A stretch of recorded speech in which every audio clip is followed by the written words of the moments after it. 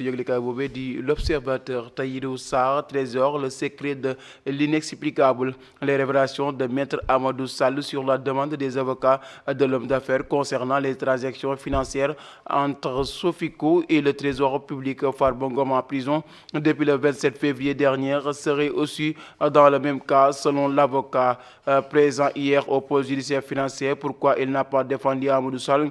Elle n'a pas non plus eu accès à son dossier. mu mel ne nag yëglekaay boobee di l'Observateur dikkaat na ci mbirum Tahirou Sarr ki nga xamante ni mooy Farba Ngom.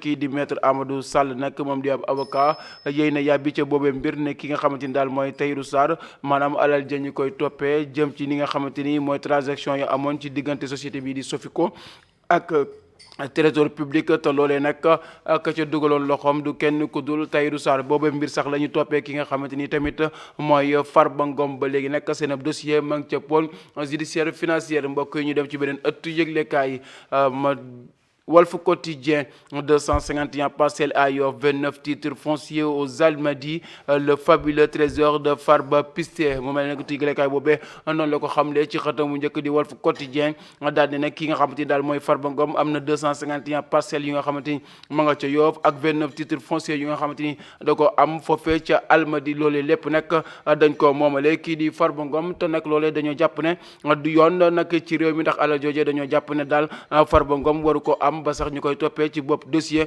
jëm ci pôle judiciaire financier. mbokk yi ma dem ci beneen ëttu yëglekaay Les Échos, affaire Souleymane Ciss, Gabriel Kane sous la menace d'une procédure de contrainte par corps. L'aversion en appel et aucun pourvoi formulé. L'huissier n'a pas pu la joindre ou la trouver chez elle malgré de nombreuses tentatives. mu mel ni nag ki nga xamante ni mooy Gabriel Kane moom daal boo moytuwul nag danañ ko defal contrainte par corps maanaam bis bu tegee tànkam ci réew mi ñu daal di koy jàpp ndax nag coow la mu amoon ci digganteem ak Souleymane Ciss nag loo mbir ma àtte nañ ko waaye ki nga xamante ni daal mooy huissier ba jéem na ko coytu waaye nag woo na ko mënu ko jot dem na këram fekk ko gantaa nag Gabriel Kane moom ña ngay wax ne bis bu tegee tànkam nag ci réew mi boo moytuwul nag dana dem ndungu sin. ñu dem ci beneen ëttu yëglekaay.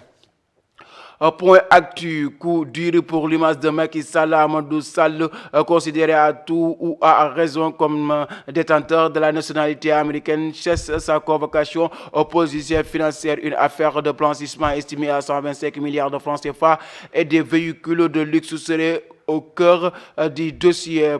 Pourtant, Karim Wade, entre Londres et Paris, détenteur de la nationalité française, à l'époque, avait répondu à la convocation de la CREI. Cheikh Yérim Seck révèle que la DIC est sur les traces d'Amadou Sall depuis octobre 2024. Le fils de Macky Sall est suspecté dans une affaire impliquant 3 sociétés immobilières et des terrains estimés à 55 milliards de francs CFA, indique Cheikh Yérim Seck. mu mel ne nag ki nga xamante ni daal mooy Amadou Sall ay mbiram tamit ma nga ca yoon gannaaw bañ koy toppee alal yi nga xamante ni dañoo jàpp ne da ko luubal lu toll ci 55 milliards ak ay immobilier yu nga xam da ko am ak ay oto yu nga xamante ni loolu lépp daal alalu ki nga xamante ni mooy Amadou Sall te yoon nag dafa jàpp ne alal joojee enrichissement illicite la maanaam jaarul yoon du alal ju leew ju nga xamante ni kii di Amadou Sall di doom ci Macky Sall war na ko am. Cheikh Yérim Seck sax ma ngay xam ne depuis 2024 ba léegi dik mi ngi ci tànk ki nga xamante ni mooy Amadou Sall. ma dem ci benn ëttu yëglekaay. Vox Pop, crise des médias, les directives du chef de l'État au gouvernement. Le président Bassirou Diomaye Faye demande d'accentuer les concertations avec les différents acteurs du secteur. Il a indiqué la nécessité de poursuivre les efforts de soutien à la restructuration et au financement des entreprises de presse. mu mel ne nag ki nga xamante ne mooy président Bassirou Diomaye Faye ma ngay tàllal loxo nag ñii di presse bi wax ab gouvernement am nag war na leen a jàppale ñoom waa presse bi gën leen a mën a taxawu lépp lu jëm daal ci li nga xamante ni mooy seen i jafe-jafe. gouvernement bi daal di koy fas yéene saafara taxaw yooyu entreprise de presse. ma dem ci beneen ëttu yëglekaay. Le Quotidien, traduction devant la haute cour de justice, Moustapha Diop et le karma de la Cour des comptes. Sa mise en accusation votée aujourd'hui dans 2 dossiers. Il a été rattrapé par son attitude injurieuse envers les magistrats. mu mel nag ki nga xamante ni daal mooy ministre bi fi woon di Moustapha Diop mu mel ne nag ñaari dossiers yañ koy toppee jëm ci alal yu mu luubal moom nag fas yéeneen koo càmbar dossiers yooyu foofee ci Assemblée nationale. bu ko defee nag ñu daal di koy càmbar jàpp ne nag loolee bu fekkee ne nag da cee taqe ñu daal di malaanum crime daal di koy atte ci haute cour de justice. mu mel ne daal ki nga xamante ni daal muy Moustapha Diop daal ay mbiram ba léegi nag leeragul. ma dem ci beneen ëttu yëglekaay. La Tribune, moins de 10 jours après le pacte, les syndicats mettent en garde le gouvernement. Le CEL rejoint la ligne de front, liste ses revendications et existe l'ouverture de négociations. Les syndicats pactisent contre le pacte de Diomaye et Sonko. mu mel ne ëtt yëglekaay boobee noonu la ko defee ci xëtam bu njëkk.